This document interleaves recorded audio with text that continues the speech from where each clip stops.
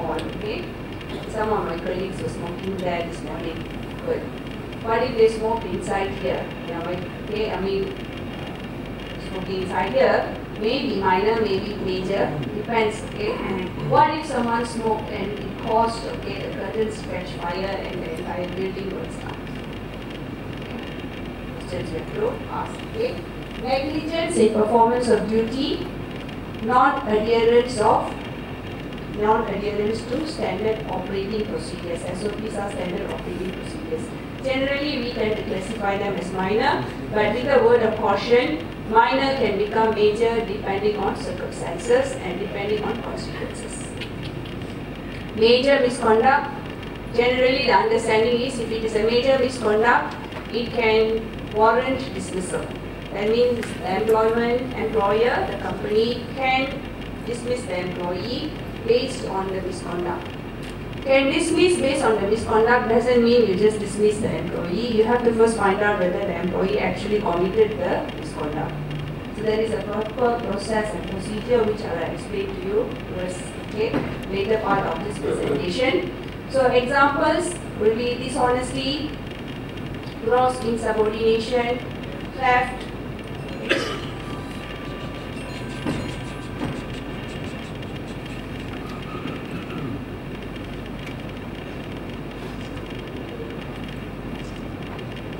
insubordination, theft, threatening behaviour, assault of superior, examples. Okay. Then there are also what we call criminal misconduct. These are misconduct which means the employer can lodge a police report. If not an employer, the co-employee who may be involved in the incident can lodge a police report.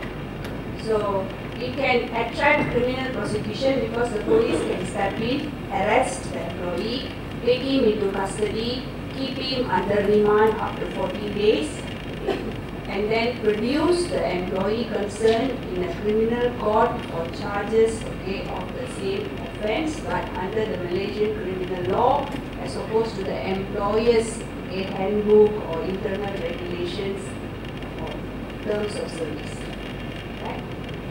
Theft is one example, very common in Malaysia, more and more so I think, where employees are actually found stealing employers' property.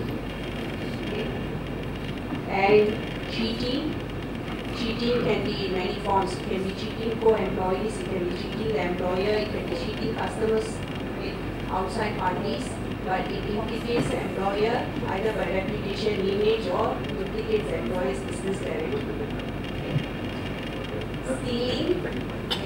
Stealing can be like in a hotel or a resort. Sometimes customers come and stay. They leave valuables in their room when they go out. Housekeeping staff may be accused of taking these valuables. That amounts to stealing. Sabotage can be industrial espionage. It can be sabotaging employers' production. It can be sabotaging employers' reputation, sabotaging employers' business, customers, many forms of sabotage. Tampering with employers' property. Tampering with employers' property is also very wide, many things. It can be as simple as defacing your punch card. Taking the punch card and then changing the punch card itself. Or changing a company form. Or doing something more. Could be actual physical property. So the width is there. All these are criminal misconduct. And more, we have looked at the English cases. We also looked at the definition of misconduct by the Indian author. What are the characteristics of misconduct as explained in a Malaysian case? This is a pretty old case, but the explanation is good. In this case, SO Production versus Muhammad Yusuf Nordin, the industrial court actually listed all the things that it said amounts to misconduct in employment. So it said inconsistent behaviour. Behaviour which is inconsistent to your terms of service, your terms and conditions of service. Behaviour which is inconsistent to your contract of employment. Behaviour that is inconsistent with your handbook, the guidelines, written guidelines given by the employer. prejudicial to the employer or employer's interest.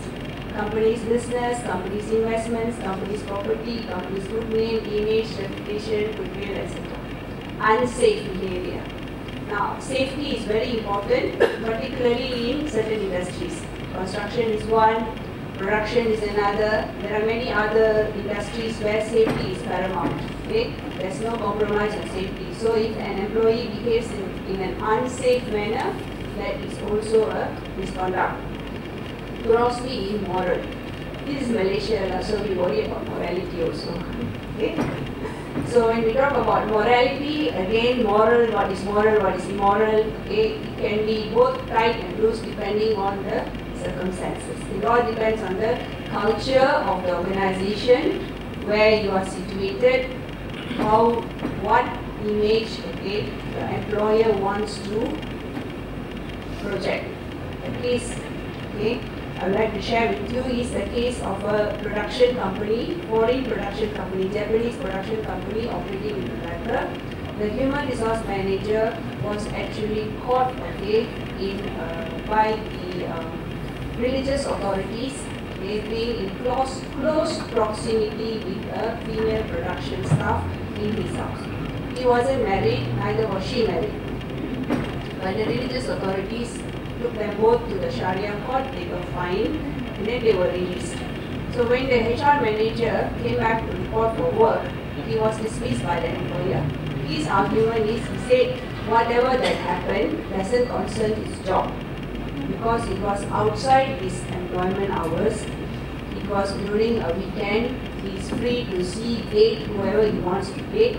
It's none of the employer's concern really what he does outside his office hours, as long as it has no impact on his work, and his work is impeccable. So that seems to be a good argument, isn't it? Okay. The employer's case, the employer's lawyers, okay, presented this. They said all the girls working in the factory are from all the nearby kampungs, okay? And the parents trust the company to send the girls to work. If this is known, now it becomes harder for the company to recruit, okay, new employees or workers from the same kampungs, because they already have the talk in the kampung, okay, that there is a big boya in this company, okay. So the employer say it affects us, it is prejudicial to our interests, okay. It's not only immorality, we are also talking about how it impacts us directly. So then that employee, okay, the court held that HR manager's dismissal was warranted, okay, it's justified to dismiss him from his employment. Okay. Difficult, some employees are difficult. Being difficult also, okay, can be a misconduct. Try telling your wife or husband that when you go back home, I'm not responsible for the consequences, okay? But in employment, if someone is difficult, it is misconduct. Okay? Difficult can be uncooperative, okay? Being showing faces, being rude, okay? Just not, okay, being a team player. All these can be examples of a difficult employee. Okay? And peace disturbing is also a misconduct by the definition of this case. Insulting behavior, insubordinate clearly, negligent of course. Okay? So these are characteristics of misconduct in Malaysia as explained by the SO case. Right? So let's go to one of the examples that we can look at it, the more common ones, okay, that often becomes, okay, the day-to-day problem of most HR people. Absenteeism. Now, we talk about absenteeism. If an employee doesn't turn up for work, that becomes absenteeism. But if the employee doesn't turn up for work because he was on medical leave, properly certified by a qualified medical practitioner, is that absenteeism? If the employee doesn't inform their management that he's on medical leave, is that absenteeism? If the employee attempted to inform the company, but the company's telephone line was down for 2 days and he couldn't call anybody to inform them. And he felt sick when he went back to visit his mother in Penang, and the company is in Johor Bahru. Is that absenteeism? He actually called, okay, the human resource assistant. She forgot to tell the senior management. and that was because that was the last day of working for the human resource assistant in the company. Is that absenteeism? Okay. Just throwing scenarios to you. But generally, if you look at it, our law, we tend to be guided by the Employment Act 1955. Okay? So the Act says that if a person doesn't turn up for work for more than 48 hours and does not inform or attempts take reasonable efforts to inform. Two parts to it, not informing and not taking reasonable efforts to inform. So calling the HR assistant, telephone line down, all these are provided already in our law. Okay? So if he doesn't inform, doesn't take reasonable efforts to inform, more than 48 hours doesn't turn up for work, then only it becomes absenteeism. Okay? But knowing this fact, there could be employees who just go missing every now and then one day in the week. Okay? Just for a day they go missing. Okay? Then you have to look at it, is it habitual? If it is habitual absenteeism, then what do? You have to record all the incidences over a period of time, and maybe every quarter you have to send letters of warning to this particular employee. A, to send a message that the employee is being tracked. B, that the management is not condoning the actions of the employee.